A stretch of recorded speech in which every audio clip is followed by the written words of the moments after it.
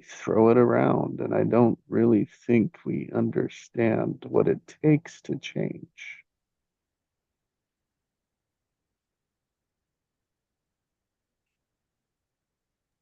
Takes a lot of discipline. Hmm? Maybe, yeah. Uh, good. We'll pin that one. Take self-love.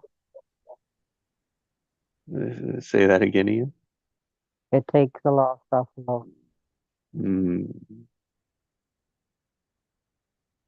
And self-love and discipline. Mm.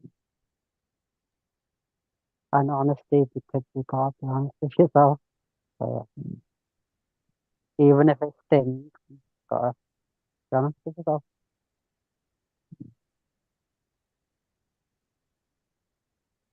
Yeah.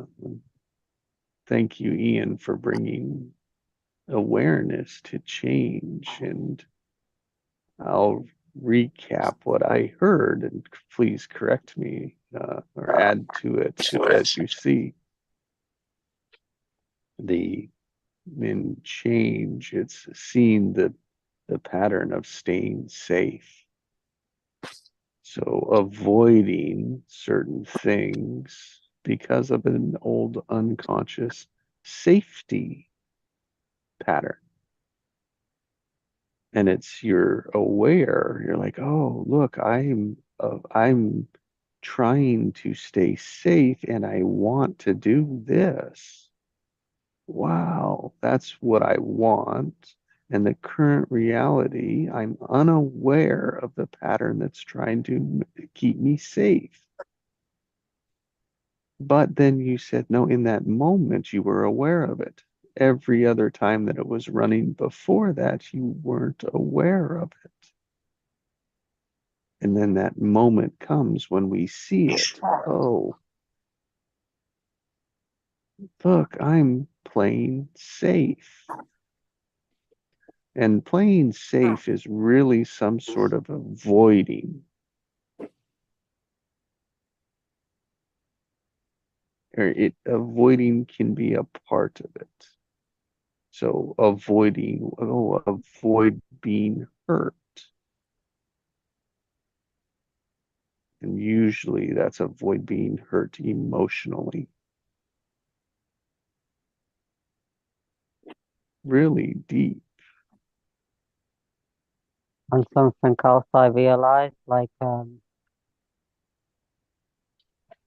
oh yeah, I'm gonna say, like around my weight and stuff, like I created it because I wanted to be seen, even if it's not in the most positive way, I'm still seen. Mm.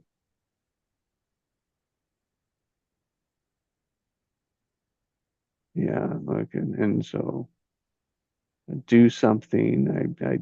I need to do this so that I can be seen, and the outcome is in the weight. Is that what I heard? Uh, I just something about wanting to be seen because I never felt seen as a child. So I've created the weight loss. I've created it so I look a bit different, so I can be seen, Mm-hmm. even if it's not in the most positive way. I'm still seen. Yeah, yeah. See how it's seen, and there's a certain appearance that you are going for, right? There's a certain appearance that'll get you seen. You know? Is it seen or acknowledged?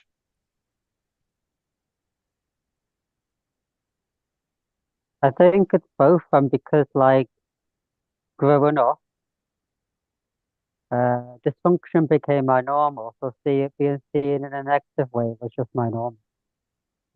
Yeah.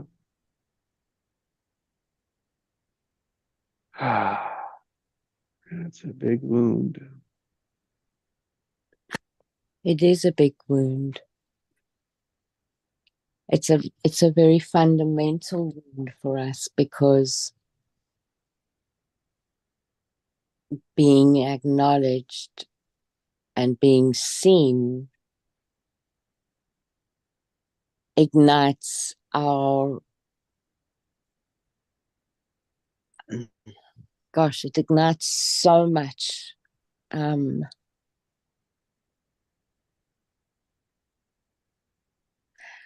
I think it ignites the vital force in the most fundamental way. So it really hits the nervous system in a way that is essential to our capacity to live, and especially to love.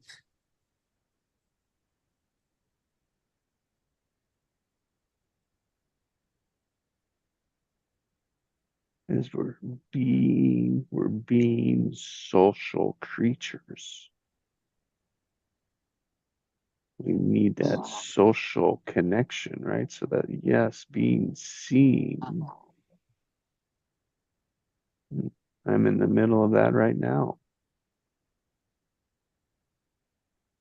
Yeah. And I can feel it, right? It's the feeling of it.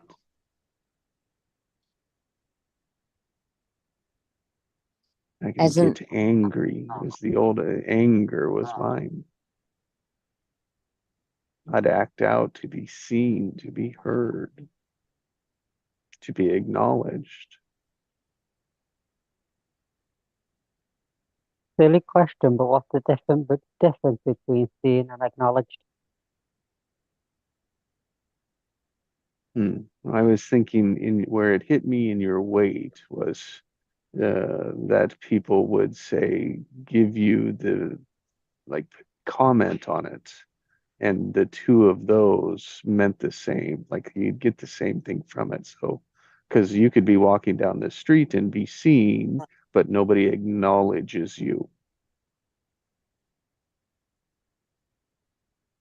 So I think it's in the acknowledgement of it, like in that interaction, because we can see, and that's like I can visually see you, but without like, and it's like in your childhood or in our childhood, everyone saw us in our family, right?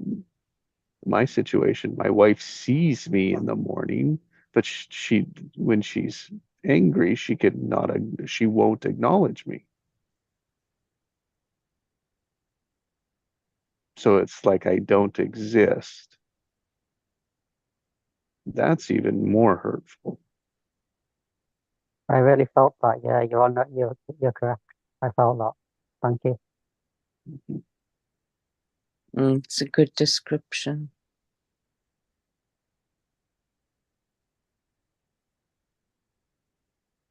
And I mean, fun. So we can see the connection there, like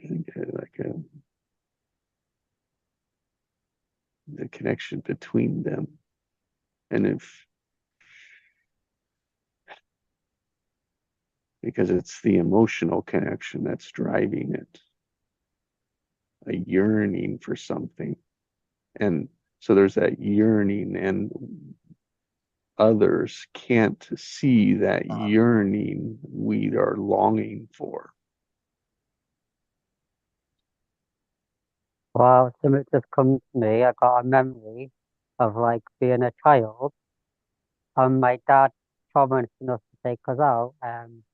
I'd take it to races, the race course races, and then we'd all get desperate waiting, and he wouldn't turn up, and I didn't feel acknowledged. Wow. Mm. Mm. And so just replay that moment. Like, what did you want him to say, or what could he have said? And that it begins to create a new pattern.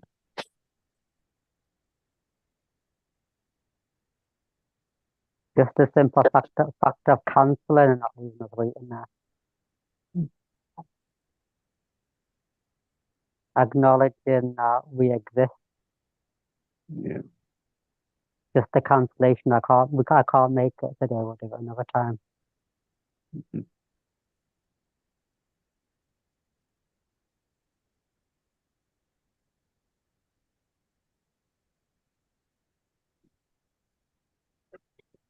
I was just thinking about language again, and in some languages, when you greet a person, the word that is used translates into I see you. Yes. And it's so interesting, you know, the impact that that has, because when you speak those words are so intentional.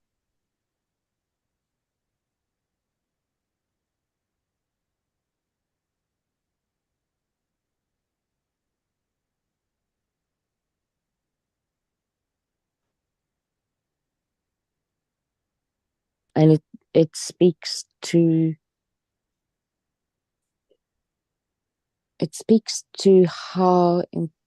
how valued acknowledgement is in the language.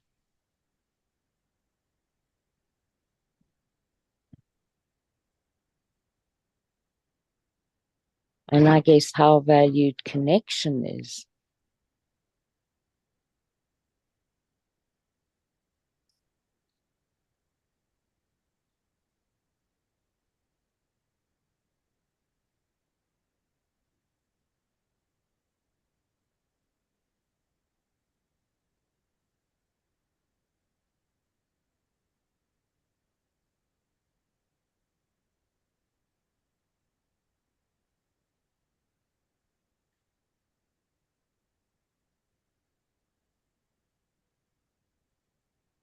Now, the thing that I was going to say was that a child that doesn't get acknowledged is left with confusion as well as pain and hurt. And the same thing happens for an adult until we learn about how much more we are than what we see and than what other people see. And when we make that breakthrough, that's when we don't experience interactions with other people as personally.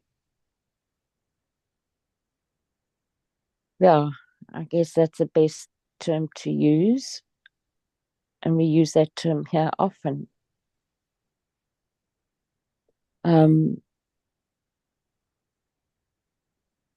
But we also gain another skill.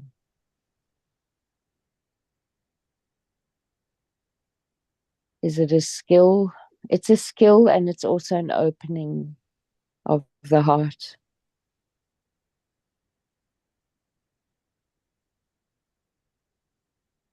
And that's when we can see and feel what lies on the other side of that person's reaction to ours.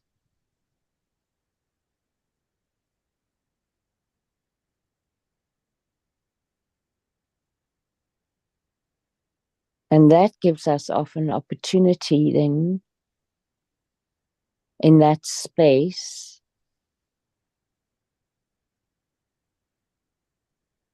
to present to them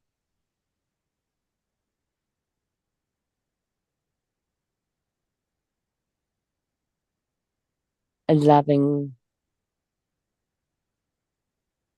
response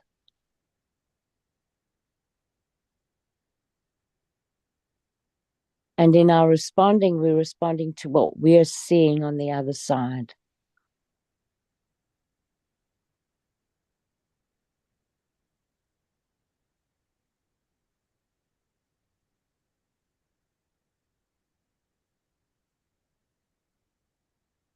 The timing of all of this, of course, varies a lot.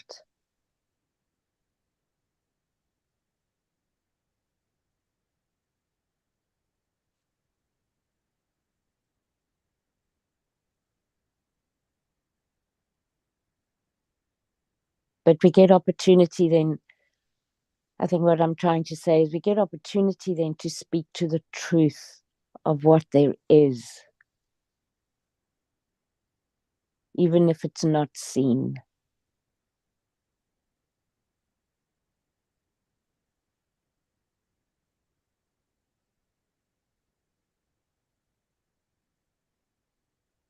Yeah, it is easier to see the patterns in others than in our own. Yes. Always.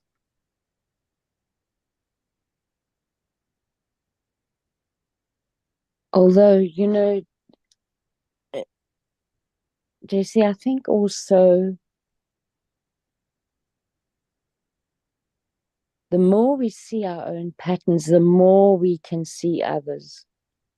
Yes. Yes, without, and we can understand others. Yeah. Sorry, So, Ian. Ian, sorry.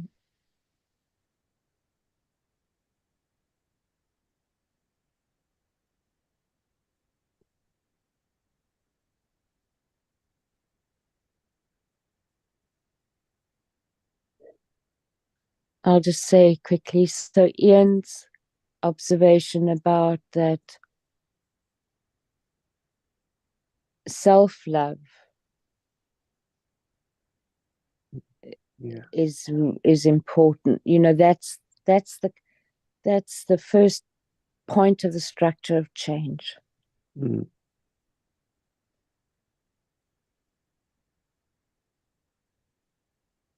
Look at, oh, wow, here. So self-love, self-love versus self-right. Oh, yes. Self-love versus self-righteousness. Yeah, big one.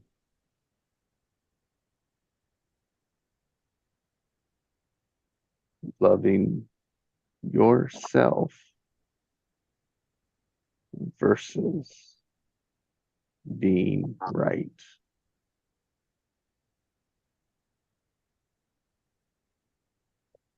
Well, when you love yourself, when you then you're honoring you're actually in a space of gratitude, appreciation, and honestly, when you fully really get there, you're in awe of life. Yes. It's of And you become awe of the patterns you are. yeah. For some of them, for the others, perhaps we have to laugh at them. Yes, it's the best thing. It is the best. Like, oh my God, that is so crazy.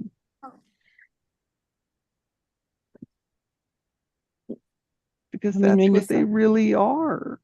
yeah.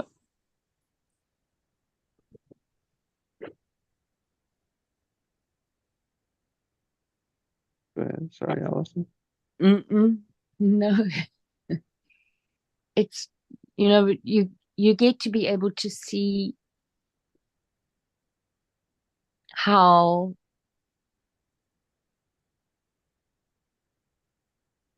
silly we are, Hmm? you know. Yes. How how it doesn't make any sense. Yeah.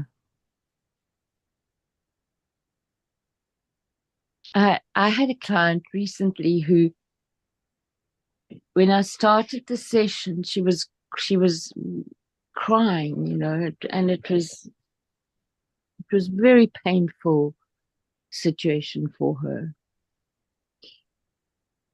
And I just sat with her in it. I mean, for me, it was very easy. It was an old pattern of hers. And so we just let the emotion be there.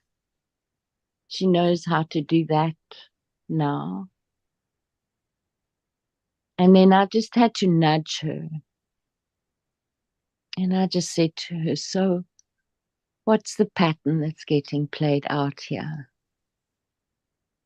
And she got it immediately. And when she got it, she just started laughing. Yes. Oh, And I was laughing too with her. And then I said to her, so why are we laughing? And she said, well, because we're just silly human beings.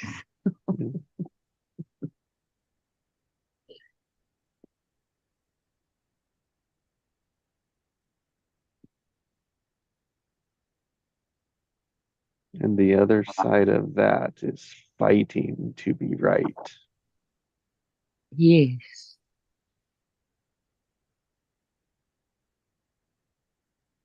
So when Heinz brought up discipline,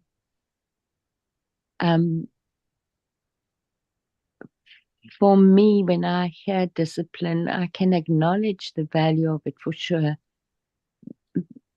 But I still have to switch it to accountability. For myself, because the charge around it is different for me. But keeping ourselves accountable to watching our patterns is keeping ourselves in the space of aware. And aware comes from compassion, or it is linked to compassion. Whereas hypervigilance is attached to the ego.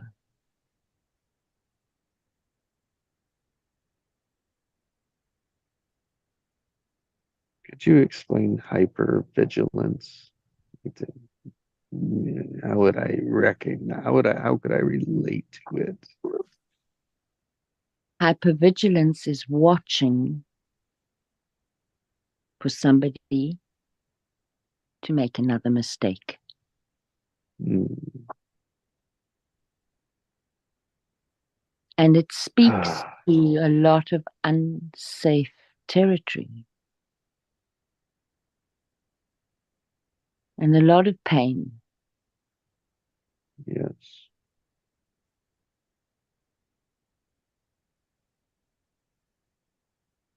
And the experience for the other person or other people of walking around on eggshells.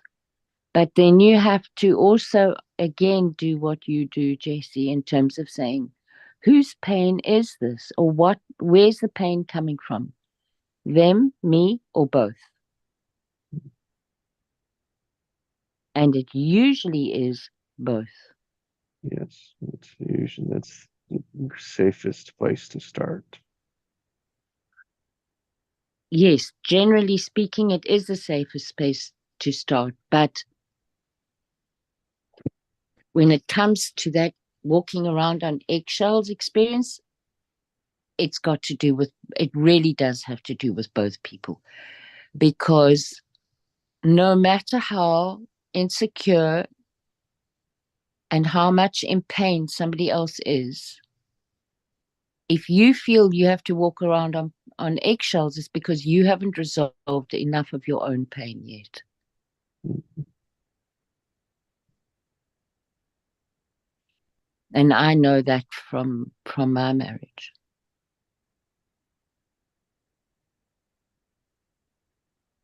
And then you really are pushed. If you're in relationship with somebody, in a friendship or work colleague or anything like that, you've got two ways in which you can go. You either, well, I mean, there are three. You can stay where you are, but you can also either leave or break through into your own compassion. And when that doesn't work, you don't feel like you're walking around on eggshells anymore. You feel that you've come to a dead end. And then you make the choice about whether you want to stay in a dead end or whether you want to leave.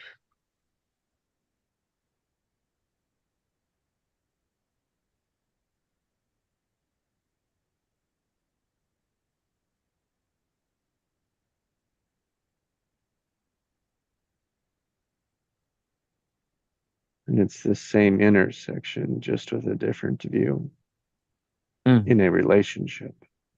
Mm. It's good morning, Mona.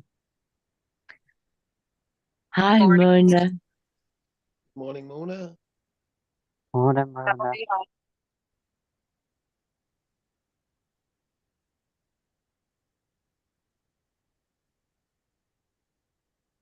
I noticed Yours. the topic today was change. Are you talking about change work or change? What are you changing?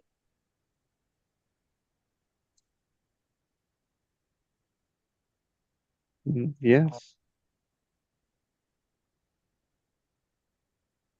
Yes.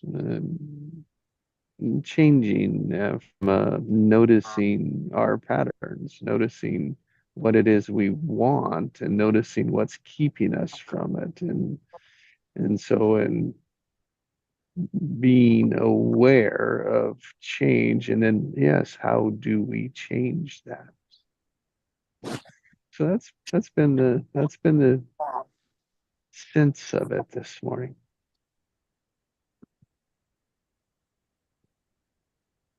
What does your intuition tell you about your change and where it should go?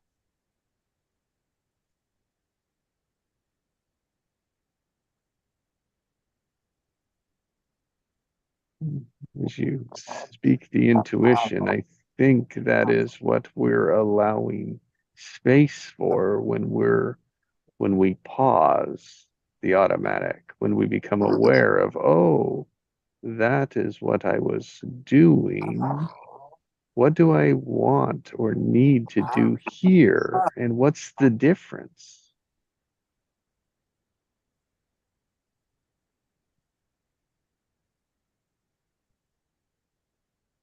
That is where I would, unless you're specifically asking my intuition in this moment.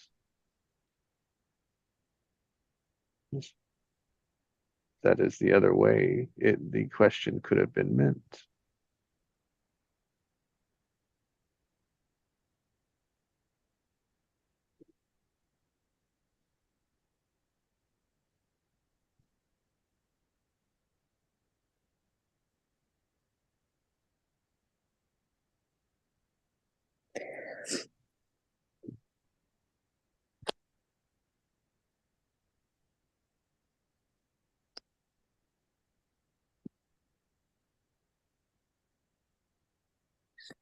Mona, I'll share something with you that I experienced with the others know about this, about with my 13-year-old client. And it was in the first session. And she had asked for somebody to talk to, which makes a big difference, right? She wasn't being told. And I asked her first how she experienced school. And she said lonely. And so I asked her to describe lonely. And she said that she was on the edge of a huge, big black hole. And when she said that, she was looking down, and then she looked up at me and she said to me, and it's not the Big Bang black hole where things get created.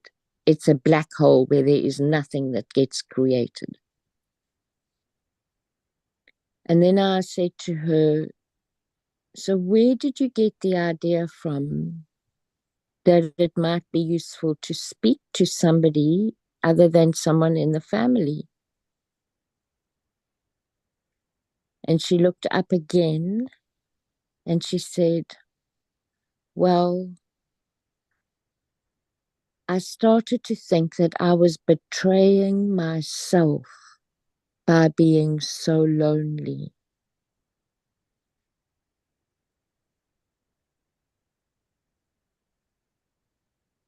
And I was blown away by that. So when you ask about intuition, that came up for me. That child somewhere in her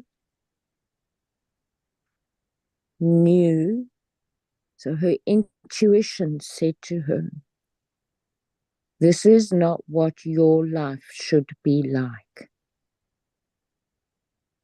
Or it doesn't have to be like that.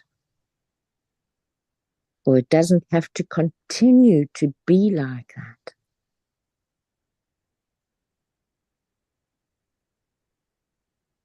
So she can already distinguish between her soul's calling, I would say for myself, higher self calling, and her ego in the most profound way.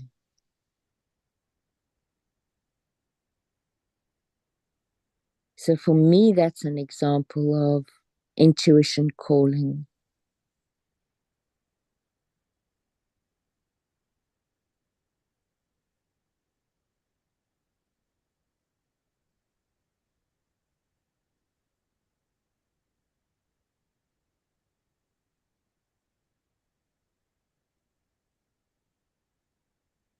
And intuition always calls us to compassion, always. And to self-compassion first.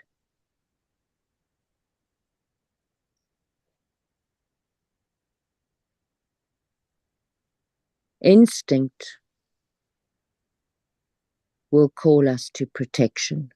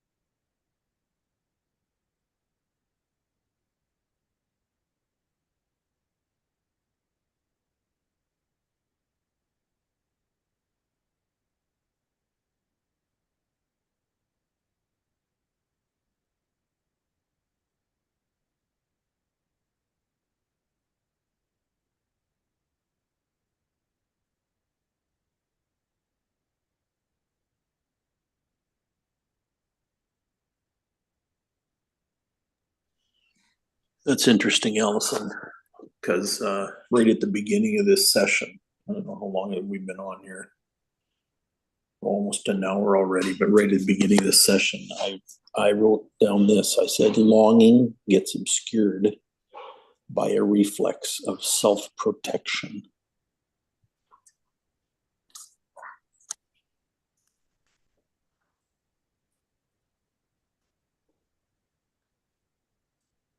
Yeah. Can you repeat that, Craig? I didn't hear it properly. Yeah, because you were talking, I think it was you, Ian, were talking about you were longing for something. You're longing to be acknowledged, I think, is what it was. And that longing of being acknowledged gets obscured by a reflex of self-protection. So I was wondering if that self-protection is that you've experienced an emotion that you don't want to feel again.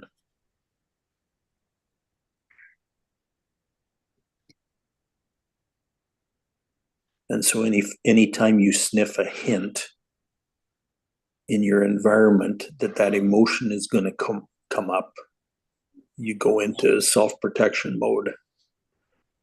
It's kind of like a turtle crawling into a shell.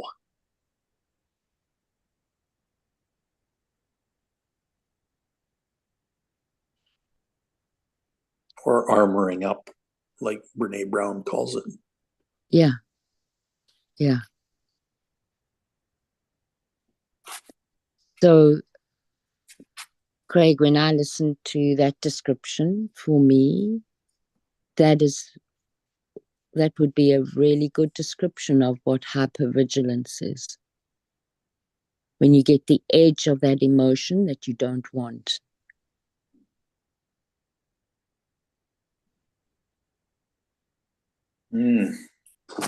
Yeah, I hadn't tied it to that, but yeah. Thank you for making that connection for me, Allison. You're welcome. Yeah. Very interesting this is coming up right now because I'm really working through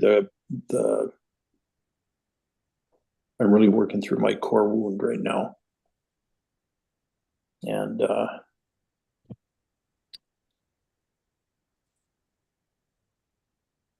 What do you think your core wound is, Craig?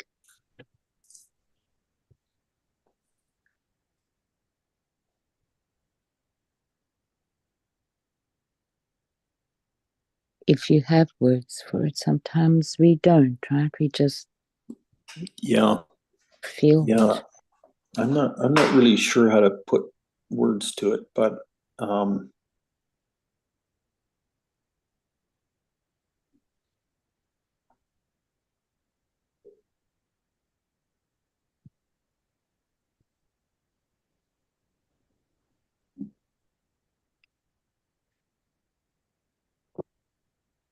I know it was caused by violence. Okay, It was experience of violence and terror.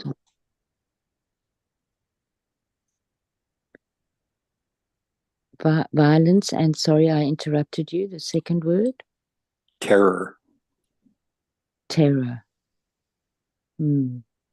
Those two go together for sure.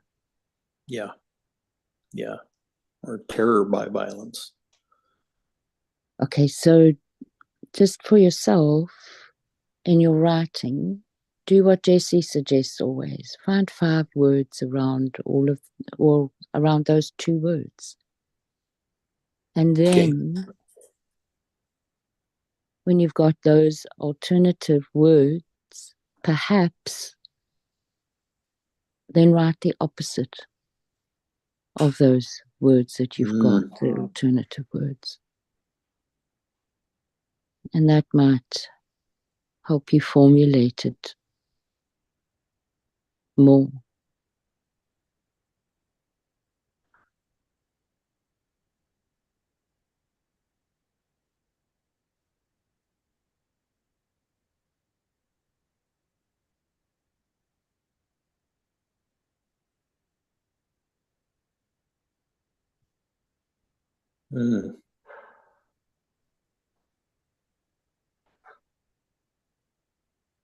I love that exercise. It's really so productive.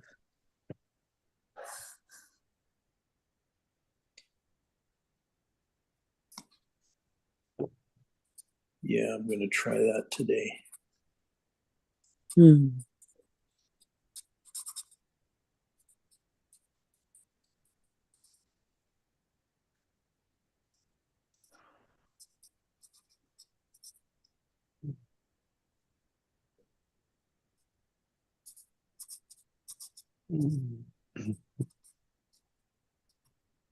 Now you imagine that our biggest woundings are the deepest, and they're the ones we are wanting to stay the furthest away from.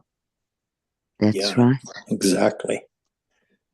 So, and from, and it's not like we're going to find, it's not like, oh, there's the deepest. I mean, No. because they're spokes off of Yeah. all of them. Well, it's like peeling an onion. Mm, You think I've gone really deep, and then you realize there's 5 more layers to go. Mm. and and what you find is by going back through the woundings that were there, because you find it at different times, different things show up, and so you'd see it differently. So it's that Mm. entanglement that's becoming untangled. Mm.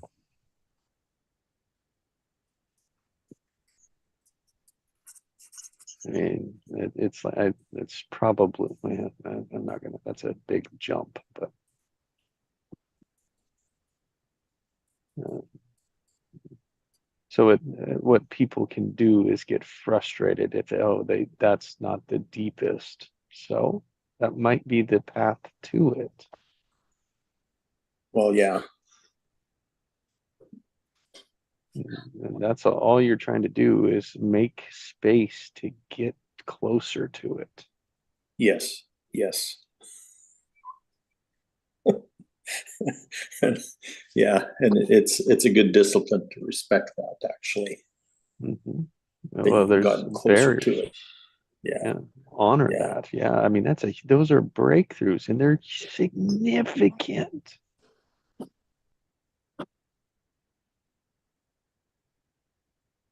That is change. Yes. Yeah. Mm. Yeah. Mm. Even a small step in that direction is a huge accomplishment. That's right. Yes, and don't let anyone ever discount it. Mm. That just means they don't understand. Yeah. And I call that ignorance.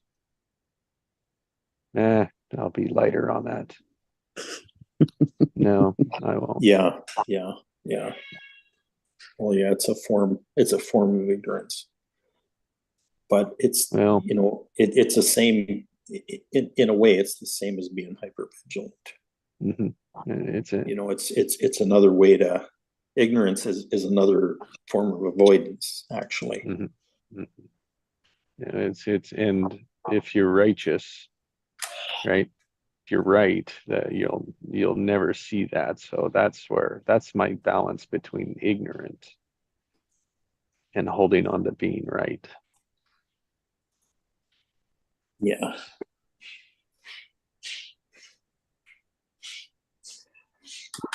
I want to pull on a point, Allison, that you said Mm. with your 13-year-old, as you got to the end and said, even at 13, how much of her intuition is ahead of her ego in a Mm. general sense. Mm. Well, yeah, she's had her half of her life to do both of them. Yes. So the younger we are, the stronger our intuition is.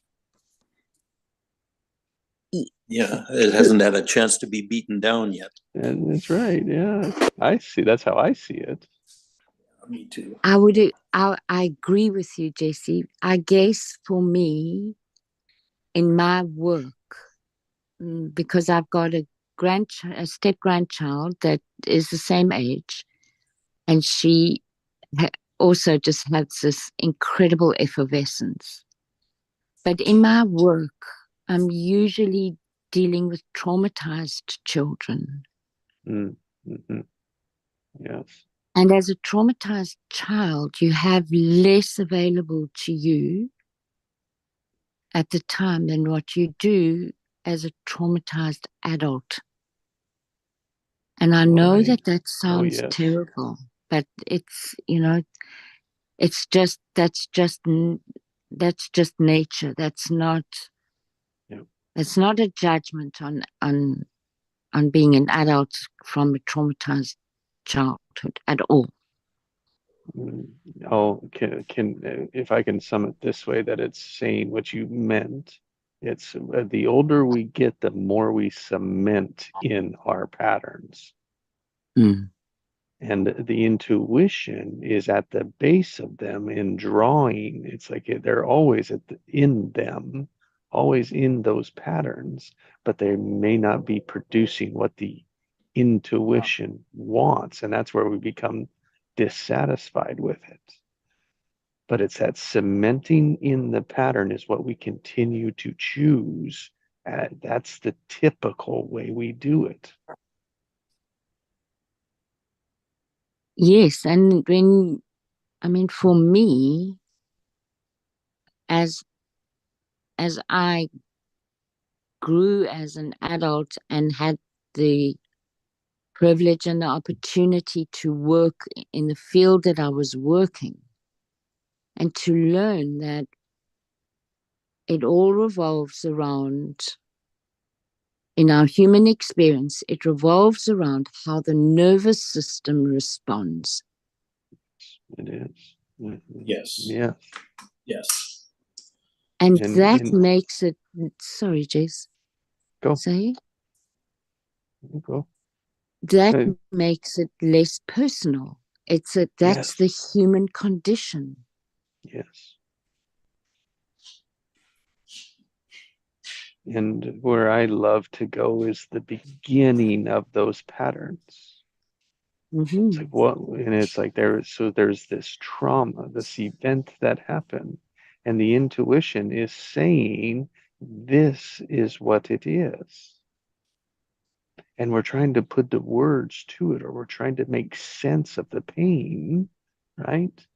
Mm. And then that's where that pattern cements in. Like you said, a confused child that can't be seen will need to make up something that will make them feel better. Mm. That Or is the not beginning. and not necessarily even better, hey Jesse. It's just to make some kind of logic. And I guess that does make one feel better. But when you think about it, what happens is, as when you're a child, the only conclusion that you can come to is that what is happening lies in you. And you must be the reason for it. Yes. That's it. Because it is the That only, it's my the fault. world. Yes, of course. And it's happening to me. So that's where it's out there to me. That's where it gets conditioned. Yeah. They are doing it to me. So it appears as if they're causing it. And then it's like, oh, if they're causing that to me, what does that say about me? Exactly.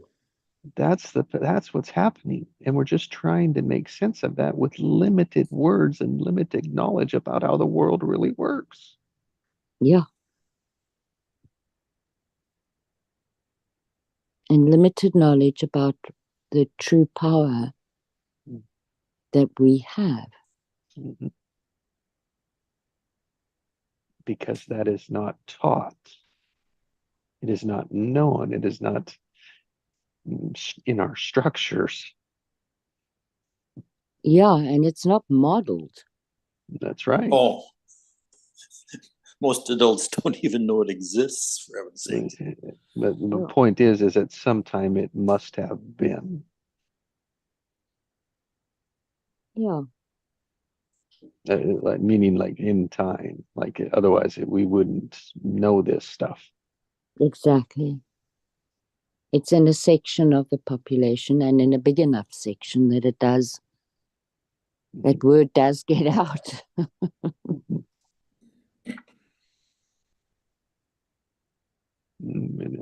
It's say that is part of the massive change that is happening because we're realizing the old way isn't working.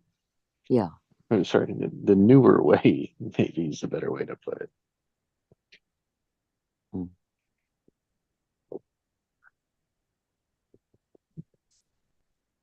And that is that could be very confusing. So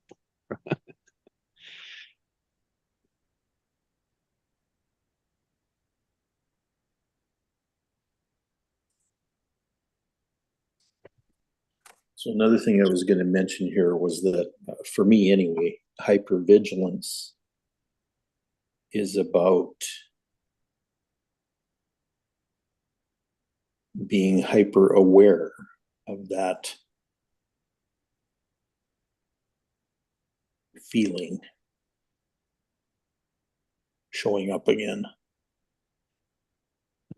yeah, And trying to do anything to do anything I can to avoid that feeling. And when that feeling does show up, there's a protective reflex that happens because it's so, yeah, because the feeling of it was so intense, right? yeah, yeah.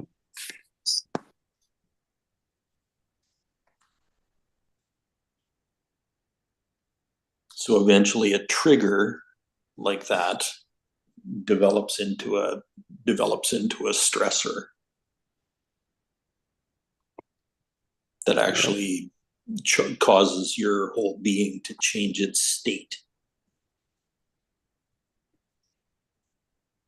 Okay, so this is my encouragement to you, Craig. So there's for me, if you become aware of something that then that's an opportunity for encouragement, because for me aware is much deeper and wider than vigilance. Yes. Okay, so if you can feel the difference between those two states of being as you're talking, that's a breakthrough. So you said awareness is an opportunity for what?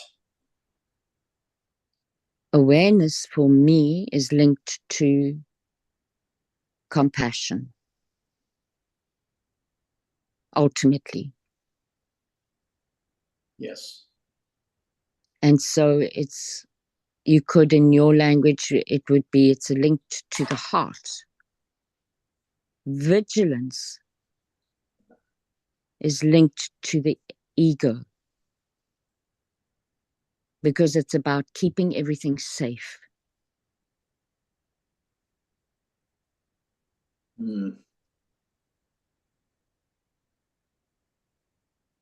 Which would be very appropriate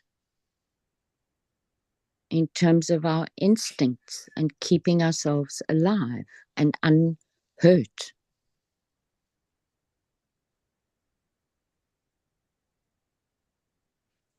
So where does the nervous system fit into all this? The state of being with the nervous system in vigilance is contracted and rigid. The state of the nervous system in aware is less rigid, and it begins to expand little bit by little bit by little bit.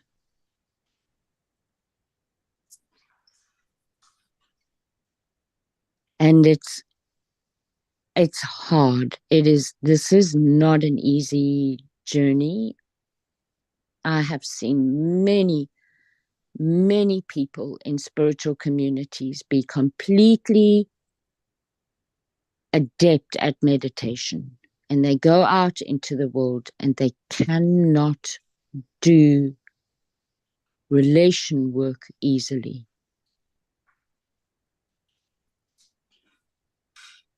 So there's a bridge that has to be built still. Yeah, in fact, they're actually calling trauma, extreme trauma, a nervous system injury now. Well, yeah, that's been for a long time. That's the understanding Which is interesting language to me. Question. So being an introvert, is that the same as hypervigilance, or is it something else? No. No. I like being with people, but I don't go looking them up.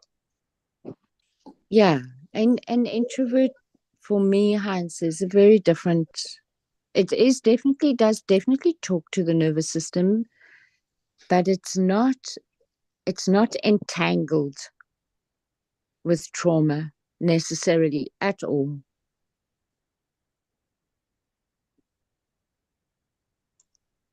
It's just I met so many people in my early life that I actually think I know most about what's out there, and it's real hard to find people like you and I out there. So I don't go looking for them. I don't go in the town or anything, but I do go shopping. I do go for walks. I say hi to people and everything, but still I like being alone. Mm-hmm. Yeah. Well, you can be both introspective and outgoing. Because I'm both of those, kind of to an extreme, both of them. When I talk with people, wow, I can talk like, oh, can he just shut the fuck up? They get to that point. Yeah. Yes.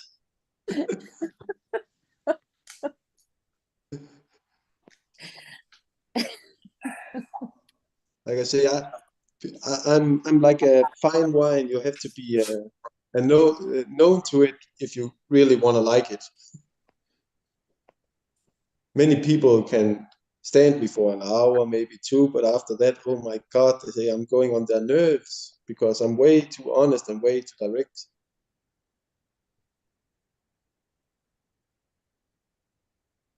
But that's probably the world we live in. They're not used to it.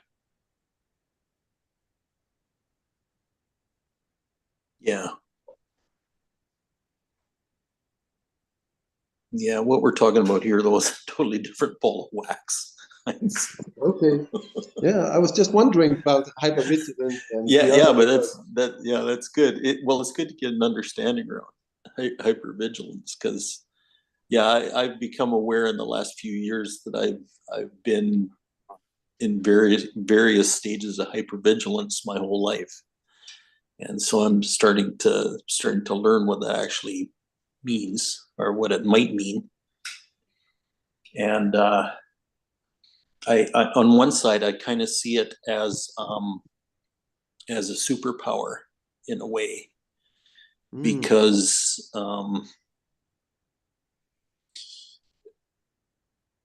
my body sensory ability has developed quite finely throughout my life, like body sensitivity. And what's interesting is, like, when I use kinesiology or muscle testing, and when I use my intuition, my whole body is like a kind of like a lightning rod or a satellite dish. Like I sense stuff in the muscles of my body. Like my intuition talks to me through the muscles of my body. Like I don't have to muscle test or anything like that. I just sense what my muscles kind of are sensing, and I can go with that. And I don't know. I I don't know that that would be that sensitive had I not been hypervigilant throughout my life. But that's just a theory from my perspective. So we can easily be both hypervigilance and an introvert. Oh, yeah, of course. Okay, makes much more sense then.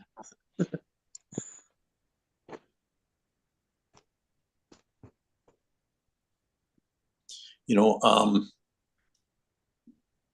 you could define hypervigilance as being always on the watch for danger.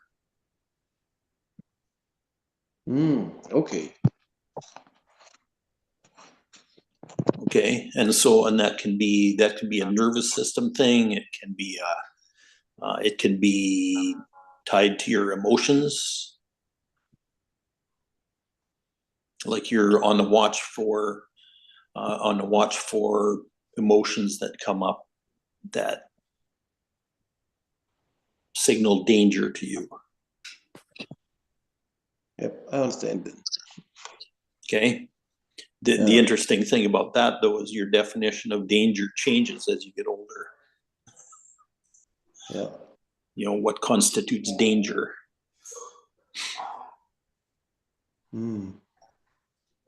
Okay. Thanks for explaining that. Right. So when I'm experiencing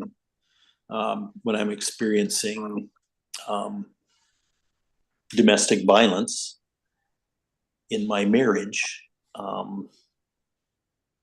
that mechanism is working properly.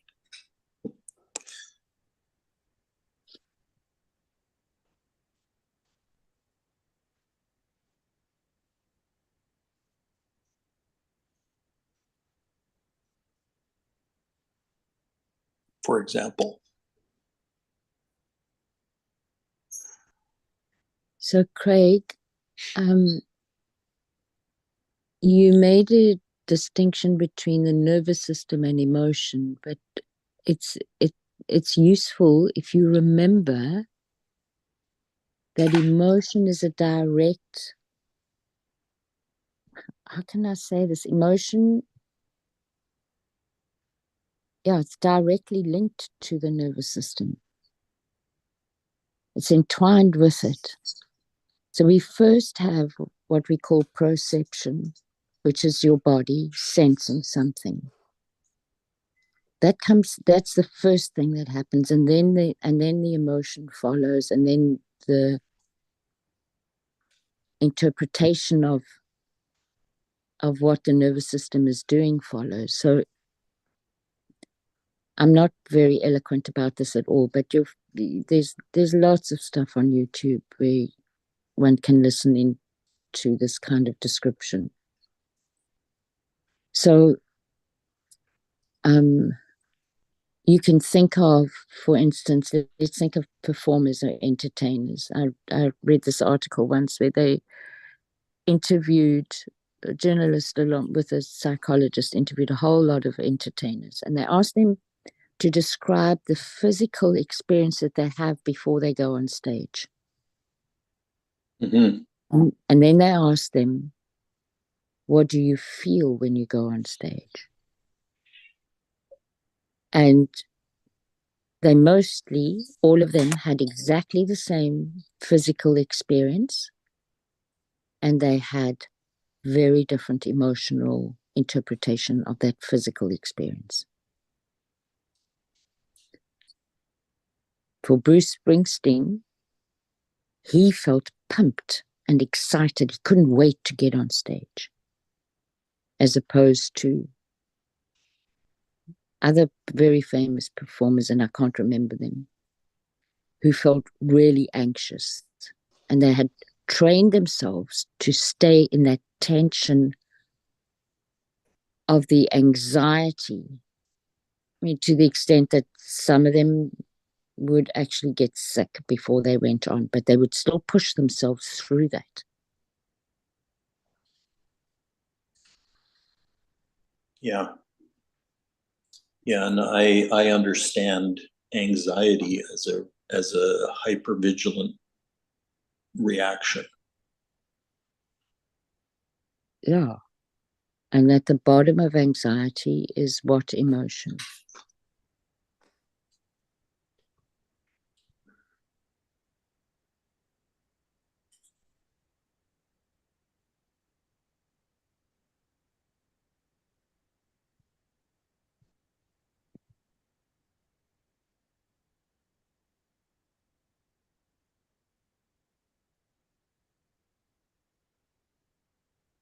Might be a form of fear.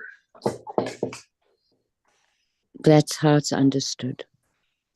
And the reason why I'm asking that question is both anxiety and depression can be seen as a defense. If you go to the pure emotions under both of those, then you can work with that very easily, or much more easily.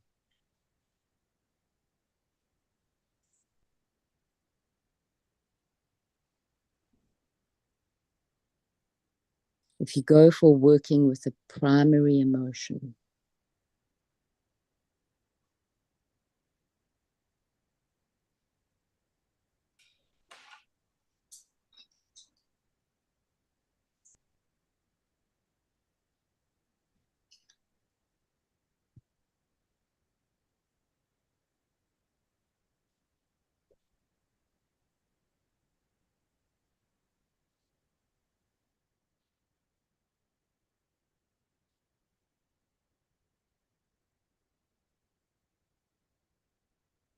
Didn't Brene Brown in her Atlas of the Heart book identify the 3 primary emotions, the ones that keep showing up? Didn't she say they're happy, sad, and fear? I think. yeah, that sounds about right. Jesse would know because Jesse read the book not too long ago.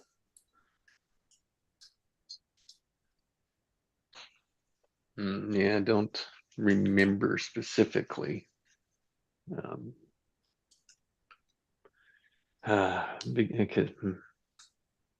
Tell me, which ones did you remember they were? Happy, sad, and fear. Yeah, I think it may have been joy, but I don't know. But okay. Yeah, but it could be like it's the same context. Yeah, because I noticed there was 2 negatives to it and 1 positive. Mm.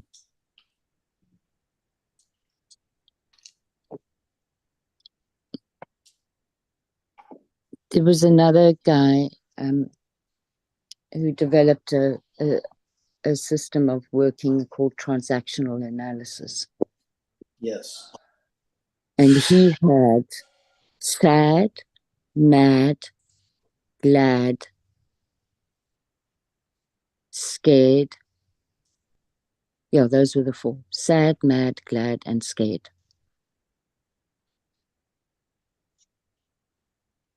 They just rhyme more easily. Mm-hmm.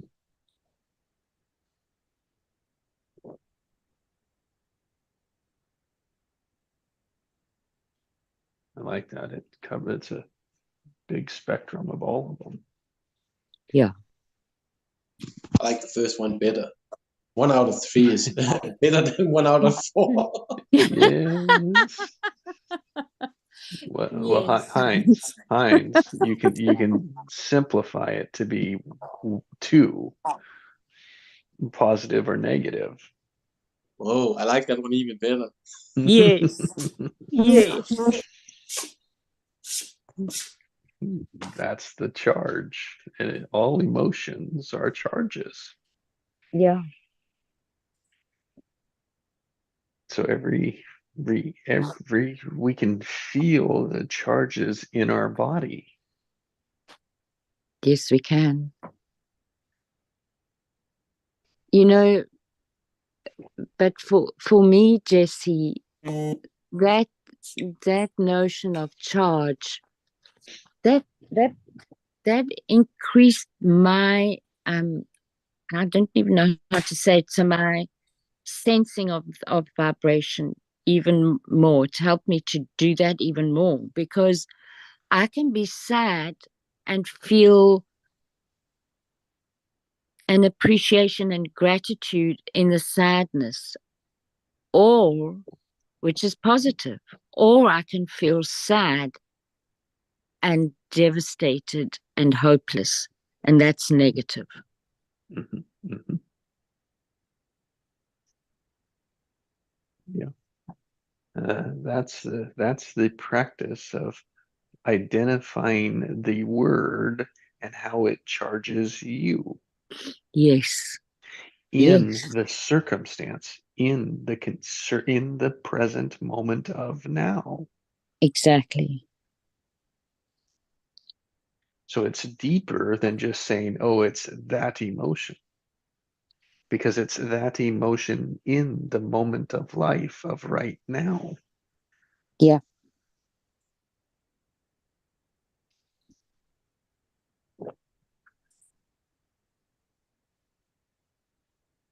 Has Mona gone? Yeah, I think she was just stepped in early. Oh.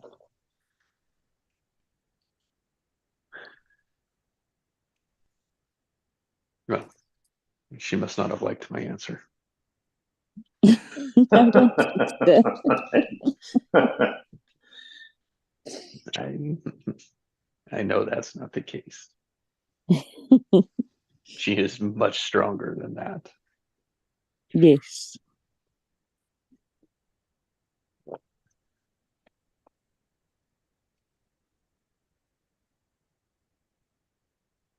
Her question was very valuable this morning. Yet again. Yes. Yes, it's uh, even you mentioned the word intuition, and we think of now it's getting more and more accepted, but you talked about intuition, and it was crazy talk. Mhm. Yeah. And all the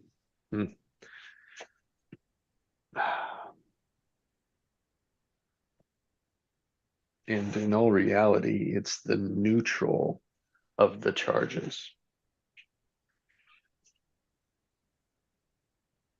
Absolutely. So sorry, Heinz, I had to add another one to your positive negative. But once you get good with positive and negative, then you always want to know something more. And then it's like, all right, do the neutral.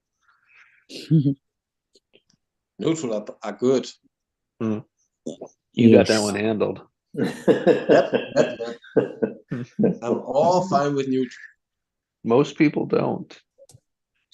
Yeah. Most people don't. Like, is a hyper vigilant neutral? No, not at all. Can't find it, can you? Neutral is staying in the flow, Mhm. just It flowing is. with it. It is.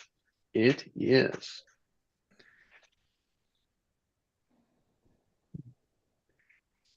And Yeah, then and you go, Craig. your intuition works a lot better when you're in a state of relaxation.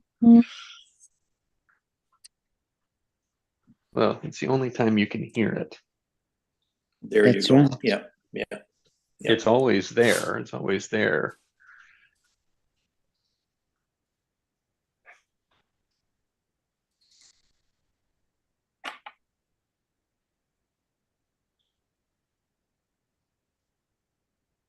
And for me, I call that space of neutral. Yes. I call that compassion. Yes. I'm Or it's the I'm bridge to compassion, right? yeah, yes, which all of the space, all of what we want, all of what we're looking for is in that space of compassion. Yes. You will not find it anywhere else.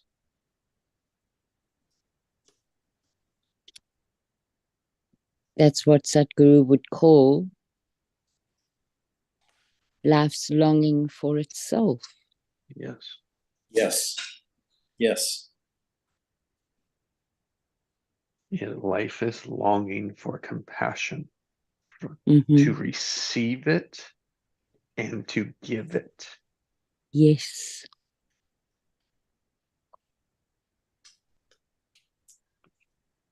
If that was the key, so women hold the key to sex, men hold the key to the relationship. Yeah, compassion is the bridge between the two. There you go. Compassion's the door. It's also the longing. Yeah, it is. It heals all wounds.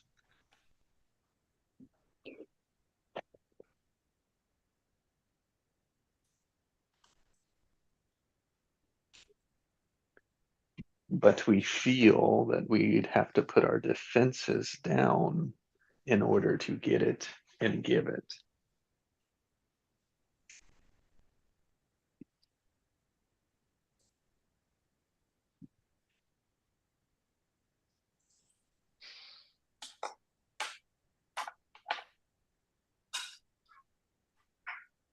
Because that's where the wound was first experienced. Yep.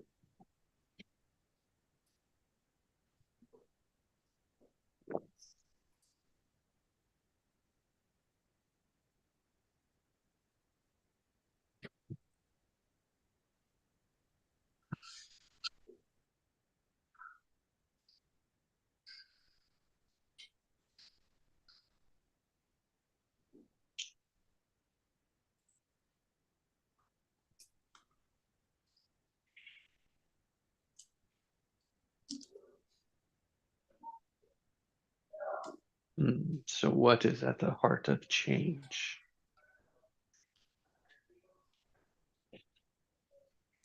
Thank you, Ian, for bringing in the change conversation today, the topic. Mm.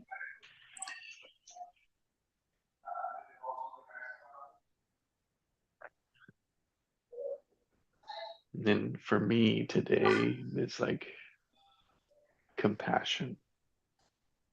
That is my practicing, my bringing in, my being, bless you, Thank you. being compassionate, being giving and receiving. And there's a lot more giving that I can do.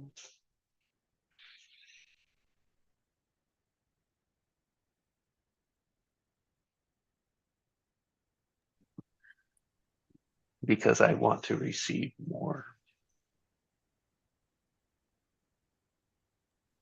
Yeah, you got to be doing both at all times.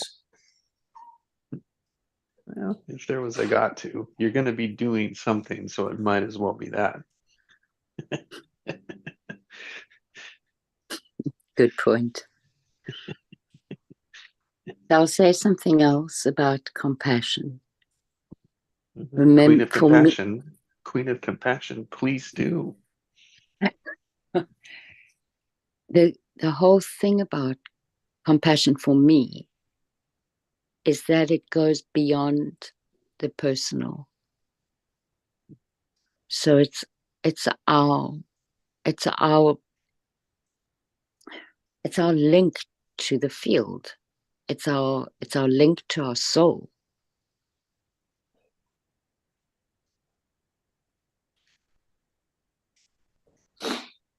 So we talk about having compassion, but it's actually being in compassion. And when you allow compassion in, it takes care of you.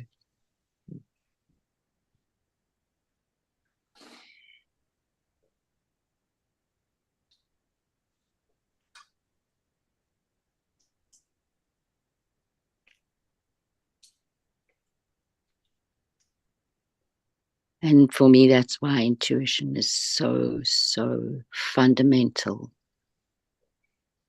to our lives.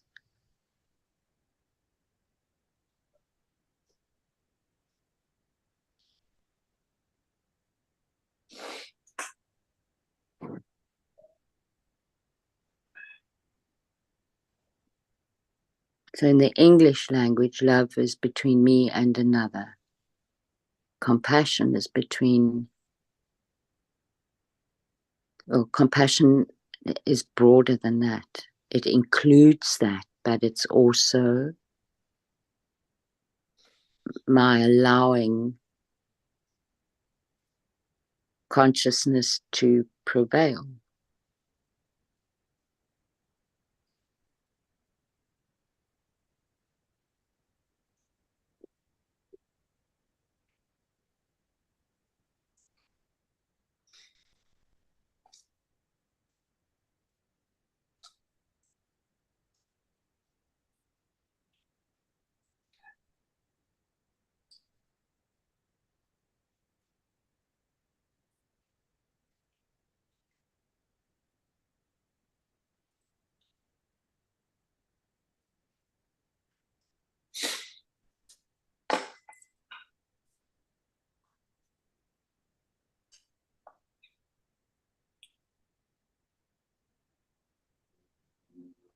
You know, I just got something around that too.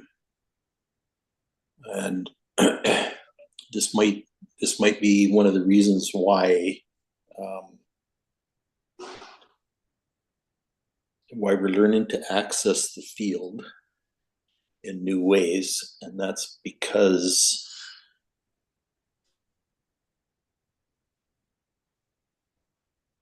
the real energy, the real dynamic behind the field is compassion itself.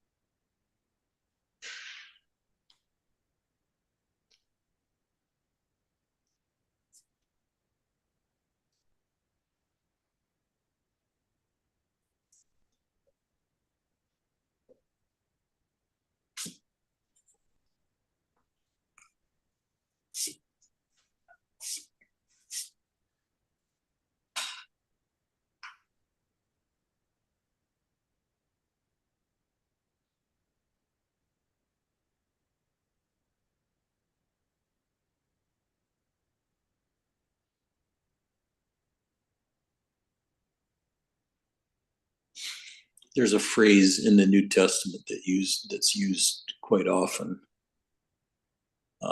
in describing how Jesus interacted with situations. And it's just 3 words. It says he was, quote, moved with compassion, unquote.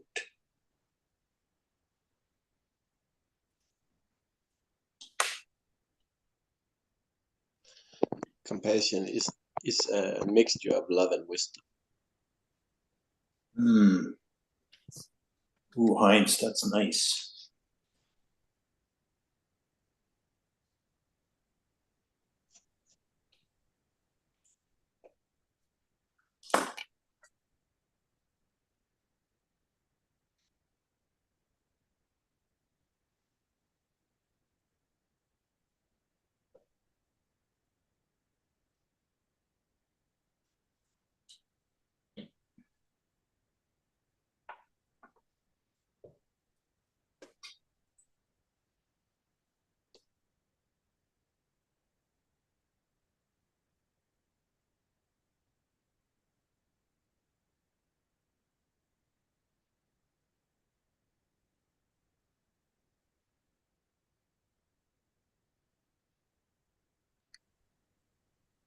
Thank you again for my wonderful start to the day.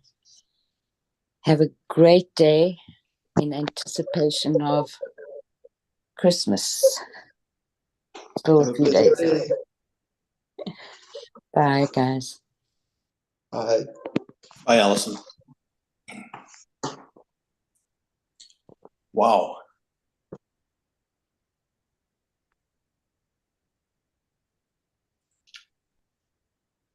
Then there were the 3 wise men lived.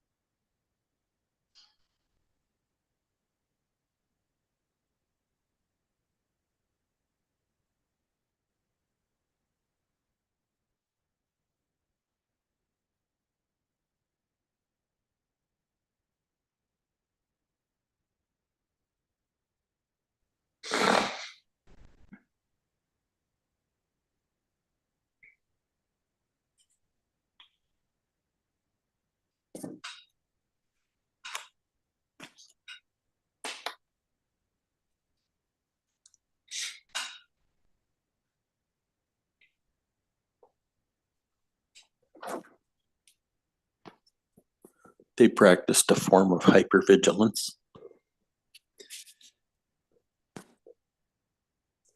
They were watching the sky.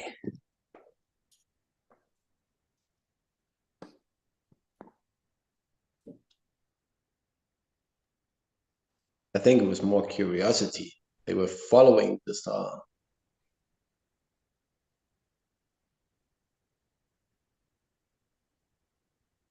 Curious for what it led to. Yeah, yeah. But they had been studying the sky for a long time, and then this unusual phenomenon showed up. Oh.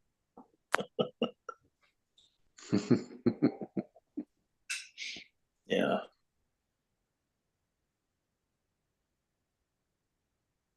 They were probably looking for the ancient future. Mm.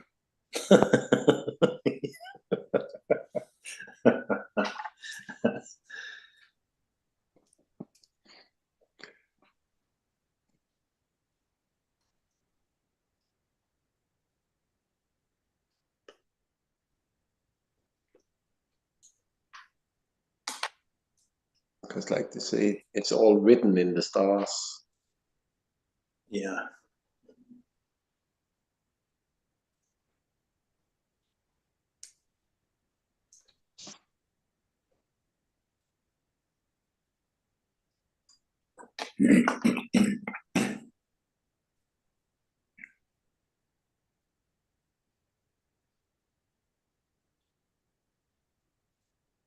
You know, I have a gift of premonition and anticipation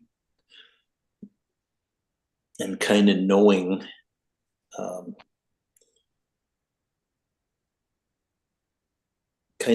things in advance of them showing up. And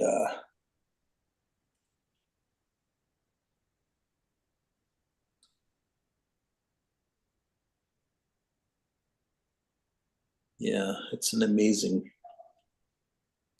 gift to have. Like I just know that there's going to be major kind of global scope changing events on the planet next year.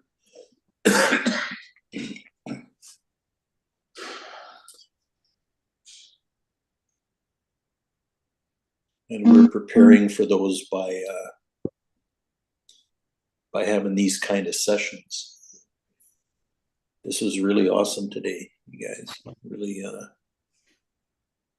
really enlightening and contemplation provoking. I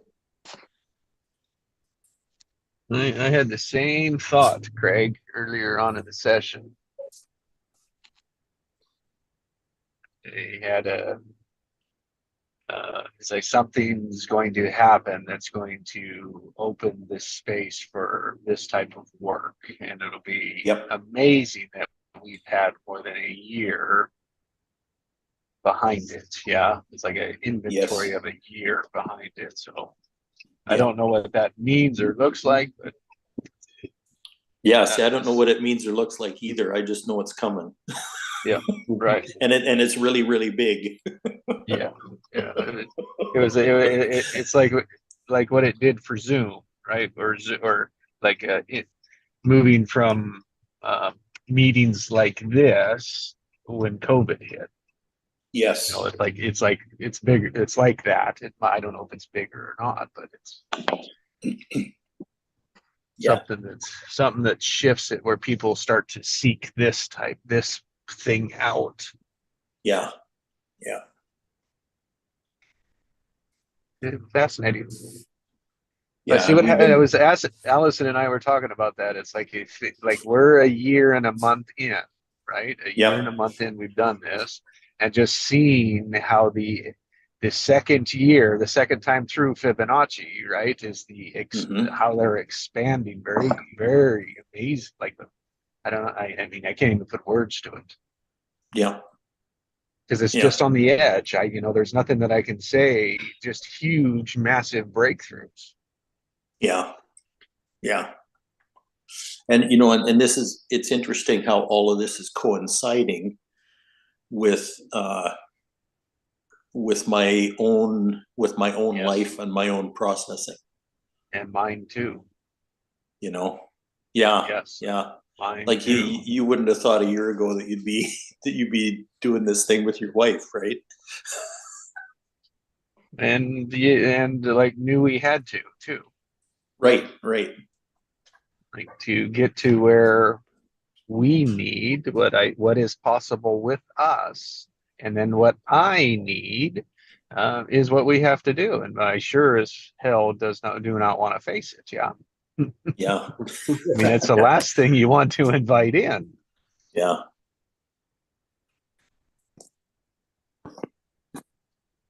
So it came to me when Allison said the word breakthrough. Well, you have to go through it to break through. Yep. Yeah. That's the key to it, Heinz, right there. I've spent my whole life avoiding, Yeah. And right, Craig? sort of already written in the Yeah. word. Yeah. Break through. Well, Yep. and through is the optimum word there. Yeah. You actually have to live through things. Yep. In order to work them through your system. To see Allison says what's on the other side, because what we've done is we've made up the way that it's going to be, which keeps us from going through it. Right. And when we go through it, we realize, oh, it's completely different than what I had made up. Mm-hmm. Or what I was afraid of, or what is fearful of, or what I didn't want to happen never did happen. Yeah. All sorts of that. I was sitting there processing yesterday, and I was thinking, my life has been so bizarre in the last 3 years that it's got to be a God thing. Like that's the only way to put it that makes any sense whatsoever. Because it's just everything's so absurd.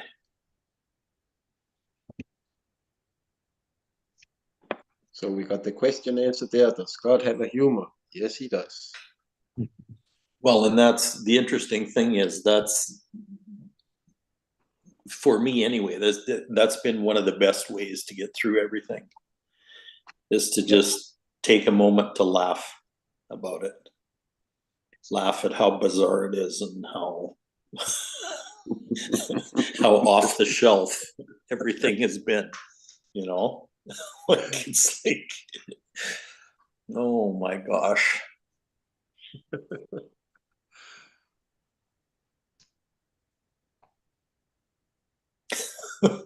like here I am sleeping in a homeless shelter, like good gravy train. Yeah, and he gave us a heart, but he also gave us an ego. Yeah, and at the same time, I know I'm carrying inspiration and heavenly messages and other stuff like that that's going to put a major dent in this planet. You know, and it's kind of like a humble beginning. You know, it's really interesting to me about this is like I've kind of come full circle. When I was 16 years old, I graduated from high school, and I had run into in a couple summers before I graduated high school, I had run into a group of Jesus people who had traveled up into Canada to do coffee houses at the major fair or exhibition every summer. I ran into this group, and this is a group from California. So when I was 16 years old, first thing I wanted to do was go and join this Jesus people group. And so I left Canada with like a couple $100 and very, very naive, and ended up working with homeless street people in California. And here I am, like 45 years later, living in a homeless shelter, and I'm I'm on basically the same mission that I left for way back then. Yeah, but you got a new perspective by being there. Oh, I got totally new perspective, and I've got, and there's like 40, 50 years of life in between there too, right?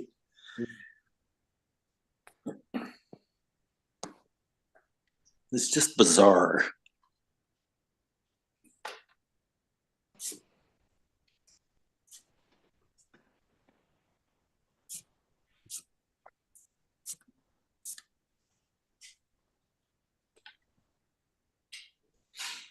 Anyway, I'm really, really excited about the new year.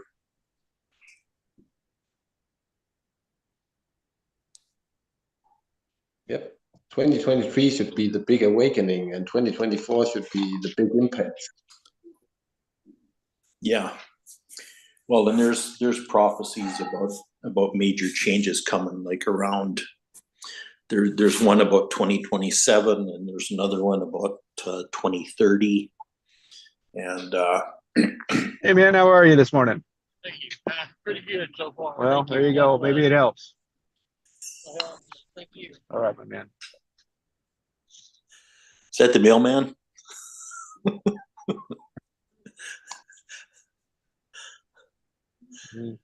Homeless man. Oh, cool. Funny, we were just talking about it. Then you experienced it. Yeah. $5 for a meal. That's manifesting in a big way.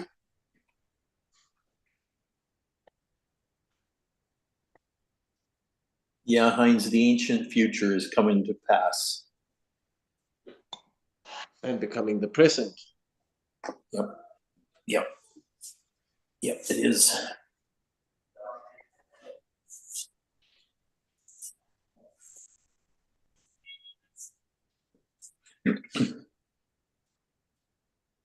The multi-dimensional human is coming back. Hmm. And as we kind of concluded today, that all of that's based on compassion. Hmm. Sure is. It sure is. Compassion's actually the driver. Yep. It's everything in it. Yep.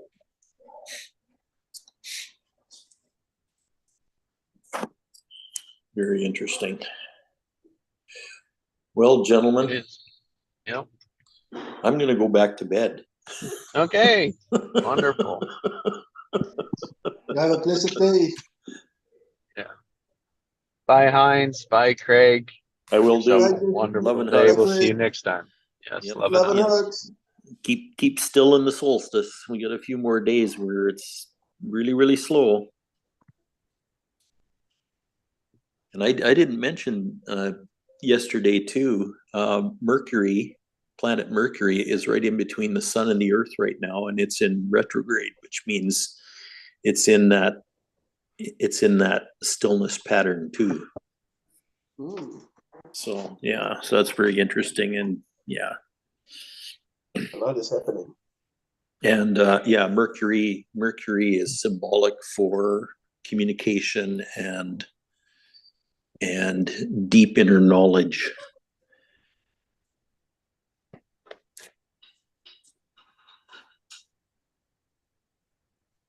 So it's interesting those two events are happening at the same time. Yep. Anyway, You both have a pleasant day. yep, see you guys tomorrow. Okay, bye. Okay, bye now. Bye.